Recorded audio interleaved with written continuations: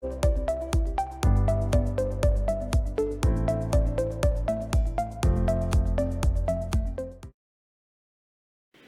was the last time you were stressed out? I take that as on your way here. Maybe you were on your way to work, running late, and stuck in traffic. Or were you at home paying your monthly bills? Maybe you were just watching the 5 o'clock news. Your heart starts racing, your palms get sweaty, your stomach jumps into your throat. We experience these body sensations so often, we don't even know the difference now. So indulge me for a minute. If you have anything in your hands, just set it aside. Plant your feet firmly on the ground. Close your eyes. Inhale with me, in through the nose. Exhale through the mouth. Inhale through the nose. Exhale through the mouth. When you're ready, open your eyes. Congratulations, you just practiced self-care. It can be that simple. Unfortunately, the $10 billion self-care industry doesn't want you to think so. There's this myth that's fed by Instagram posts and countless advertisements that self-care is a spa day, pedicures and Prosecco, a weekend-long Netflix binge, anything pumpkin spice related. All these indulgences are great, but they're not self-care. We're left chasing these perfect self-care experiences, and they don't actually restore us. So we're left with a question: if that's not self-care, what is self-care, and how do I practice it? Self-care is deliberately taking care of your well-being through restorative activities. One of the greatest threats for our well-being is physical and emotional stress. Stress is one of the leading causes of healthcare issues in America, and we experience it every day. We experience stress by what we put in our bodies, what we put on our bodies, the thoughts that we think, and the choices that we make throughout our day. Some of the most stressful things that we can put in our bodies are sugar, alcohol, excessive caffeine, and processed foods. Those are also some of the most consumed items in America. So with all this stress impacting our immune system, our energy levels, our emotional well-being, it's essential that our self-care practice does the opposite. About a year ago, a coworker asked me what I did for self-care. I cringed when she asked me that question. I said, I eat and I sleep and that's enough, totally brushing her off. At the time, I was managing a high-volume retail business in Washington, D.C. My husband and I were starting a company, and we're raising our 2-year-old son. I started every day with coffee and a scone, went to work, had very few breaks, and finished my day watching Netflix and scrolling on my phone.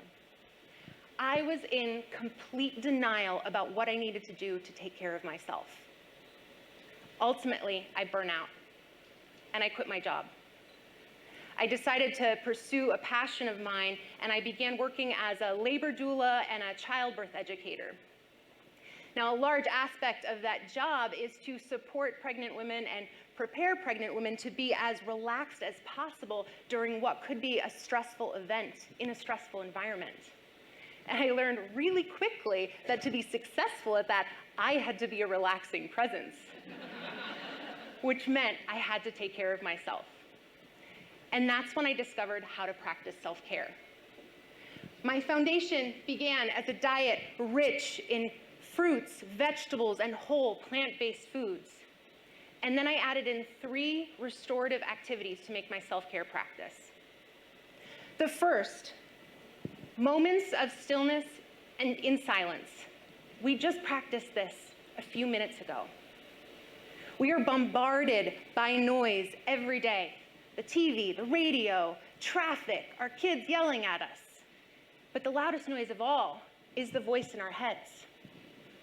We have roughly 60,000 thoughts a day, and for some of us, 80% of those thoughts are negative. When we meditate and have moments of stillness and silence, it brings awareness to that internal voice. And when we have that awareness, that's when we can choose what thoughts we're holding on to and which we want to let go of. We can also adjust the volume on how loud that internal voice is. The first time I meditated, I was sitting in a chair and I immediately got squirmy and my back started hurting and my internal voice got so loud and it was talking about all the things I should be getting done on my to-do list versus sitting doing nothing. But I committed to 5 minutes a day, and slowly but surely that voice got quieter. I have one suggestion for starting a powerful meditation or stillness practice, and it's simply to be comfortable. You don't need to sit in a straight back, rigid chair. You can actually be comfortable on your couch. I actually encourage you to be as comfortable as possible without falling asleep. The second restorative activity I added in was movement. This could be walking, running, dancing, yoga, jumping jacks on your living room floor. Our bodies are meant to move. And when we move and when we exercise, it creates endorphins, which first, they help sleep, which naturally reduces our stress. And it also sends a positive feeling through the body that's similar to that of morphine. You don't need a fancy gym or trainer to do this, although they may help sometimes. And just 10 minutes a day makes a difference. The last restorative activity I added in was time in nature. According to environmental psychology, time in nature will improve your mood, reduce stress, and improve cognitive function. And the Environmental Protection Agency says that the average person spends 93% of their life indoors. So we're left with this incredible opportunity to support our well-being simply by going outside. We are animals of nature, and we often live completely disconnected from our natural environment. We may go days, if not weeks, without our bare hands or feet touching the ground. My son, he's almost 3 years old, and he's the most kinesthetic child out there. He loves being outside. If I let him, he'd spend all day outside, in the backyard, at the beach. And when he's outside, he's not just being outside. He is rubbing his hands into the dirt. He is touching leaves, trees, and catching frogs. And I could never understand why his shoes didn't stay on his feet for more than 5 minutes. But maybe he was onto something. The term earthing is now being used to describe your bare hands or feet on the ground, our earth. And there's a renowned cardiologist who says that the reduction of inflammation due to earthing can actually be documented by infrared imaging and white blood cell count. Some of the other benefits include reduced stress, improved sleep, improved circulation.